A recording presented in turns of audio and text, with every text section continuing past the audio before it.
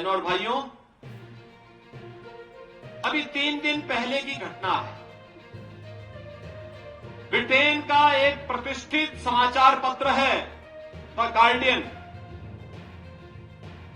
उसमें उसने एक रिपोर्ट लिखी और उसमें उसने कहा कि पिछले 2 वर्ष के दौरान पाकिस्तान के अंदर दुर्दांत 20 से अधिक ऐसे आतंकवादी चुन चुन करके मार दिए गए और इसमें भारत की खुफिया एजेंसियों का योगदान हो सकता है। तो गार्डियन की समाचार के स्रोत क्या हैं, ये वही बता सकते हैं। लेकिन आतंकवाद एक समस्या है और इस समस्या का समाधान कोई है तो भारत है। भारत इसकी समस्या का समाधान दे रहा है। हम केवल आपसी संबोधन में ही राम राम नहीं बोलते। अयोध्या में रामलला कोई विराजमान नहीं करते। आतंकवादियों का राम नाम सत्य है भी करते हैं। सहमत है ना? आतंकवादियों का राम नाम सत्य है, होना चाहिए ना?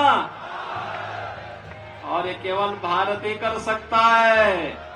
बस फर्क यही है, फर्क यही है, हम उसको वहां पहुंचाते जहां पहुंचना चाहिए और कांग्रेस के लोग उसको बिरयानी खिलाते थे ना। तो इसीलिए तो, और मैं तो भौचक हूं बहनों और भाइयों। देश बंगाल के लोगों ने कम्युनिस्टों को बंगाल की खाड़ी में डुबो दिया है और सीकर शिक्षा की भूमि है।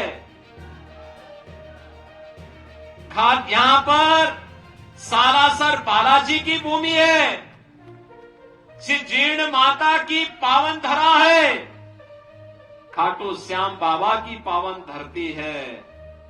भैरोजी महाराज की धरती है।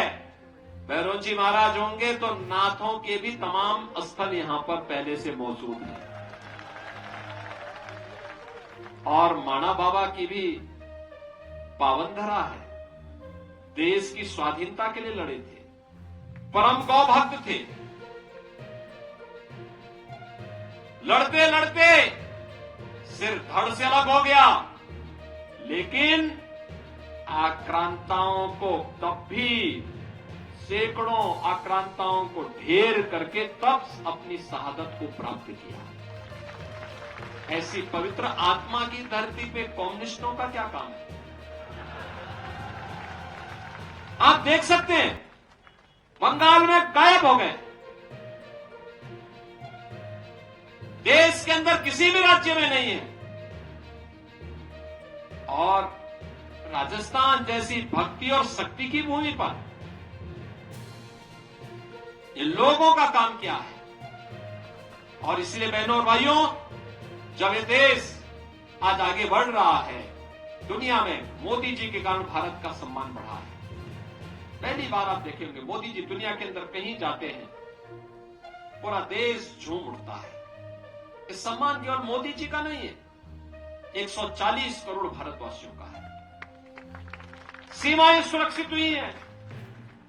आज क्या कोई दुश्मन देश भारत की सीमा में घुसने का दुस्साहस कर पाएगा? क्या घुसने का दुस्साहस करेगा तो उसको मालूम है कि लेने के देने पड़ जाएंगे। अब नहीं कर पाएगा। नक्सलवाद समाप्त। आतंकवाद और उनके जो प्रश्रयदाता पहले पत्थर फेंकते थे ना जम्मू कश्मीर में, आज वे भी गायब हो गए।